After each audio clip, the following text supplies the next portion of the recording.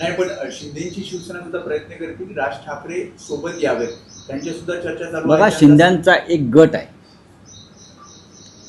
एक गट आहे जो अघोरी विद्यातून निर्माण झालेला आहे. अघोरींचा एक गट सर्वत्र असतो, धर्मक्षेत्रात असतो, सामाजिक क्षेत्रात असतो, राजकीय क्षेत्रात असतो. त्यांच्याकडे फार गांभीर्यानं पाहण्याची गरज नाही, कारण दिवस रात्र ते अघोरी विद्येमध्ये गुंतलेले असतात. दुसऱ्याचं किंवा राज्याचं नुकसान कसं होईल आणि माझा कसा फायदा होईल ही अंधश्रद्धा जरी असली तरी दुर्दैवानं महाराष्ट्रात जे आम्ही पुरोगामी म्हणून मिरवतो त्या आमच्या पुरोगामीपणाला डाग लावणारी कृत्य समोर येत आहेत.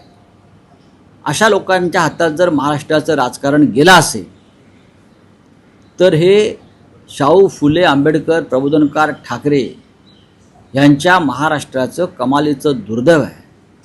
आणि कोणत्या प्रकारचे लोक देवेंद्र फडणवीस यांच्या कॅबिनेटमध्ये आहेत. देवेंद्र फडणवीस यांनी कॅबिनेटच्या बैठकीला बसण्याआधी खुर्चीखाली वाकून पाहायला पाहिजे नक्की काय आहे ते, काय येऊ शकतं. अघोरी हा शब्द तुम्ही वापरला तर सध्या मी जाणीवपूर्वक वापरला. सध्या जे व्हिडिओ बाहेर येत आहेत, जे आरोप प्रत्यारोप होत आहेत, विशेषतः शिंदे गटाचे मंत्री भारत गोगावलेंचा जो व्हिडिओ एनसीपी अजित पवार गटाच्या प्रवक्त्यांनी ट्विट केला आहे, त्याआधी तुमच्या पक्षातल्या वसंत मोरेंनी एक व्हिडिओ समोर आणला होता. तुम्ही गुवाहाटी आणि रेड्याची शिंग यावर लिहिलेला आहे. सध्या काय सुरू आहे महाराष्ट्रात, ज्या पद्धतीने हे सगळे प्रकार समोर? महाराष्ट्राला काळीमा फासणारी ही कृत्य आहेत बरं का. महाराष्ट्रानं अंधश्रद्धेविरुद्ध कायम लढा दिला. फार मोठी परंपरा आहे महाराष्ट्राला लढायची. महाराष्ट्रानं धर्मांधतेविरुद्ध लढा दिला. देवेंद्र फडणवीस हे राज्याचे मुख्यमंत्री आहेत आणि त्यांनी जसे मंत्र्यांचे पीए ते तपासून घेत आहेत तसे त्यांनी मंत्रीसुद्धा तपासून घेतले पाहिजे. हे असे अघोरी विद्येमध्ये रममाण असलेले मंत्री महाराष्ट्राचं काय भलं करणार. आणि ही अघोरी विद्या जी सुरू आहे याच्याविषयी जास्त माहिती द्यायची तर ते या राज्याच्या मुख्यमंत्र्यांना एलिमिनेट करून तिथे आमचा नेता यावा यासाठी अघोरी विद्येचे प्रकार एसएनसी गटाचे लोक ठिकठिकाणी करतायत. हे मी वारंवार आपल्याला सांगितलं आहे.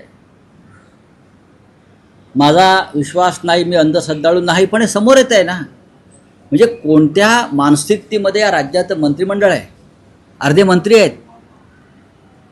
महाराष्ट्रातल्या जनतेच्या कल्याणाशी यांना काय पडलेलं नाही आहे, जनतेच्या प्रश्नाशी काय पडलेलं नाही आहे, लोकशाहीशी काय पडलं नाही आहे, विचारांशी काही पडलेलं नाही आहे.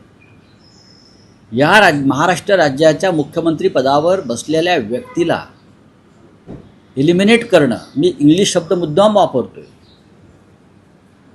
कारण हा शब्द वारंवार इराण इस्रायल युद्धामध्ये आलेला आहे.